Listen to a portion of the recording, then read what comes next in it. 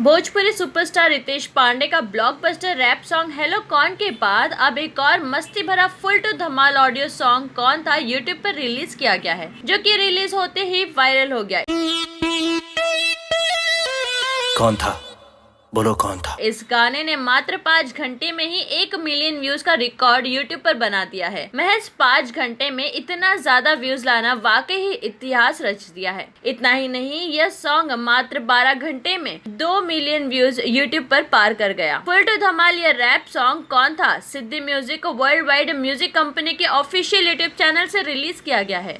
रितेश पांडे ने यह rap song अपनी खास शैली में गाया है, जिसे काफी पसंद किया जा रहा है। गीतकार विशाल भारती के लिखे इस रैप गीत को मधुर संगीत से सजाया है संगीतकार गोलू गगन ने। रिकॉर्डिंग सिद्धि स्टूडियो द्वारा किया गया है। डिजिटल विकी यादव का है। निर्माता राजीव पांडे है और ट्रेड इंक्वायरी के लिए रोहित पांडे का नाम दिया गया है। इस गाने को मिल रहे अपार सफलता पर रितेश पांडे ने सभी श्रोताओं व प्रशंसकों को तहे दिल से धन्यवाद दिया है और ऐसे ही अपने प्यार आशीर्वाद हमेशा बनाए रखने की अपील की है।